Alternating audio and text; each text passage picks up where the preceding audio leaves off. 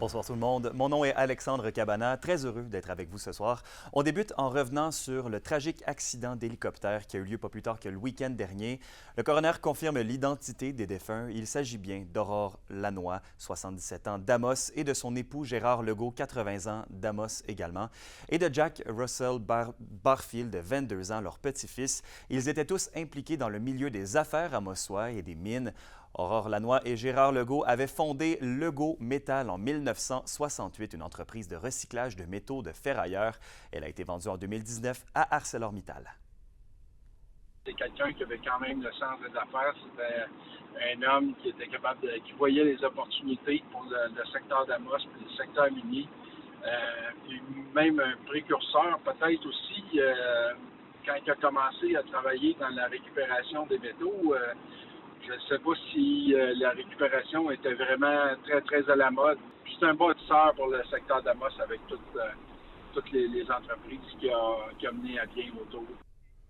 Les policiers du poste de la Sûreté du Québec de la MRC de la Vallée-de-l'Or ont mené aujourd'hui en matinée une opération relativement à du trafic de stupéfiants sur la rue de la Madone à Malartic. Ce sont deux femmes dans la trentaine qui ont été arrêtées en lien avec cette enquête qui a débuté grâce à des informations reçues du public. Elles pourraient faire face à des accusations ultérieurement en lien avec le trafic de stupéfiants et la possession d'armes prohibées. Une perquisition dans un appartement de la rue de la Madone a permis la saisie d'une arme de poing, de plusieurs munitions, d'armes prohibées, de plus de 200 grammes de cocaïne, d'une centaine de comprimés de méthamphétamine, des balances et des téléphones cellulaires. Des coroners ont rendu publiques leurs conclusions concernant deux décès survenus dans un contexte de transfert aérien d'urgence. En janvier dernier, un patient qui devait être transporté d'urgence à Montréal est décédé sur le tarmac de l'aéroport de Val-d'Or en raison d'un manque de service de pilote d'avion aérien gouvernemental. Les coroners, Maître Francine Danet et Maître Julie-Kim Godin, recommandent donc la bonification de la flotte aérienne d'urgence et un déploiement plus efficace des centres de coordination des transferts aériens. Et à la veille de la rentrée scolaire, plusieurs dizaines d'enseignants sont toujours recherchés à travers la région à quelques jours du retour des élèves sur les bancs d'école. Les centres de services scolaires de la région ont fait le point plus tôt cet avant-midi sur cette prochaine rentrée scolaire. André Audet. La situation est mieux que l'an passé. 32 contrats et 5 postes en enseignement ne sont toujours pas comblés à travers la région. Les besoins qui se font sentir principalement dans les écoles secondaires et c'est à Rouyn-Noranda ainsi que dans la Vallée-de-l'Or où on en recherche le plus. Les enjeux sont surtout au secondaire, dans différents champs d'enseignement, entre autres les mathématiques, sciences, français, anglais. C'est environ 8 % de notre personnel enseignant qui est non légalement qualifié. Pour la présidente du syndicat de l'enseignement de la Gamésie de l'Abitibi-Témiscamingue, Cindy Lefebvre, le manque d'enseignants est encore plus critique une fois l'année scolaire entamée. Au moment où on se parle, les listes sont déjà vides, les listes de rappel, les listes de priorité. Donc, qu'est-ce que ça augure pour le reste de l'année? C'est quand même inquiétant. À partir du moment où il y aura un congé maternité, un congé maladie, bien là, on va se retrouver à nouveau en découverture. La pénurie de personnel dans le milieu scolaire se fait aussi sentir pour les services de garde où près d'une vingtaine d'éducatrices sont toujours recherchées. Les équipes de direction et les équipes des ressources humaines travaillent fort là, pour s'assurer qu'on ait l'ensemble de notre personnel pour offrir le service à pleine capacité si on est en mesure de le faire. Sinon, peut-être quelques bris de service ou de groupes qui seront non ouverts en début d'année. La clientèle scolaire connaît une légère augmentation, notamment au primaire. Les enfants issus de l'immigration sont également en hausse. L'enjeu du manque d'espace dans les écoles est donc encore bien présent, notamment au centre de services scolaires de l'Or et des Bois. Une classe de 5-6e année dans notre école secondaire, donc au niveau du sport, ça diminue la pression un petit peu sur nos écoles primaires à ce niveau-là.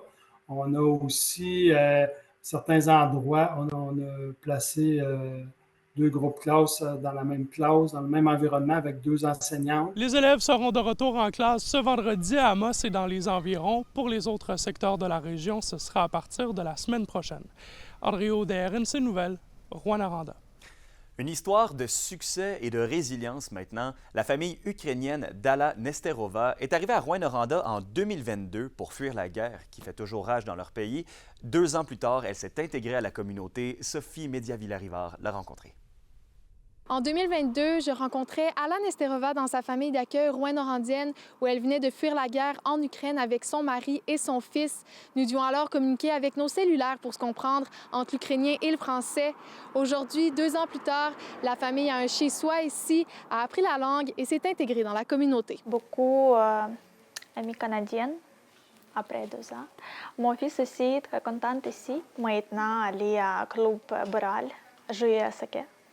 Beaucoup amis à saké, beaucoup amis dans l'école. Mon mari travaille dans les entreprises Toyota Accès industrielles. Ala a même développé sa propre entreprise de chandelles. C'est entre autres grâce au soutien des gens d'ici et bien sûr à son attitude inspirante. Même si j'arrivais pas à communiquer directement avec elle dans sa langue, elle avait plein de motivation. C'était facile de dire oui, je vais lui donner sa chance de s'intégrer pour essayer de contribuer à l'aider à s'installer ici. Puis je me suis pas trompée parce que alors c'est un rayon de soleil. Nous avons beaucoup reçu d'aider, beaucoup de soutien pour tout le monde, pour la recherche de travail, pour s'adopter. En Ukraine, la guerre continue de faire rage après plus de 900 jours. Si l'invasion du 24 février 2022 semble lointaine, l'inquiétude est toujours vive pour Ala. Toute mon famille reste là-bas, mes parents, mon grand-parent, frères, sœurs, beaucoup d'amis. C'est vraiment triste, stressé pour ça. Toujours téléphoner, appeler. La petite famille souhaite demeurer dans la région à laquelle elle s'est attachée. Et malgré les lourdes démarches entourant le processus d'immigration, Ala espère que les membres de sa famille qui sont toujours en Ukraine pourront venir la rejoindre dans le futur. Sophie Médiève-Larivard, RNC Nouvelles, à Rouyn-Noranda. L'édition 2024 de la traversée fantastique de Galichan en Abitibi-Ouest se tiendra samedi cette semaine. Cette course de radeau de fortune où les équipes doivent construire un radeau en 2 heures, leur embarcation, pour ensuite affronter les autres participants dans la traversée de la rivière du Parquet. En plus de la fameuse traversée, il y aura cette année sur place des exposants, un chansonnier et des jeux gonflables.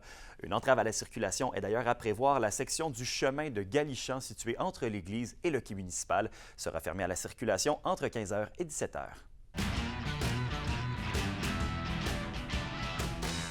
Le club de hockey des Forestiers d'Amos va fêter ses 35 ans d'existence et pour l'occasion, l'organisation prépare une programmation tout spéciale tout au long de la saison 2024-2025. Une dizaine d'activités seront organisées pendant les matchs locaux et vous le voyez à l'écran, un nouveau logo a également été dévoilé et circulera sous forme de différentes formes jusqu'en avril prochain. Et pour leur 35e anniversaire, les Forestiers ont également annoncé que l'attaquant des Golden Knights de Vegas, Nicolas Roy, a été nommé président d'honneur. Il y a 4 ans encore, on voulait diminuer le nombre d'équipes. On pensait d'éliminer Amos, d'éliminer Rivière-du-Loup, Saguenay-Lac-Saint-Jean et même Gatineau. Donc ça, on a réglé ça. Je pense que là, on va faire un bon bout. On est là pour rester. Je pense 35 ans plus tard, avec tous les gens qui ont contribué, coach, président, spectateurs. Je pense que c'est une fierté collective. C'est pas mon projet, c'est le projet d'une communauté.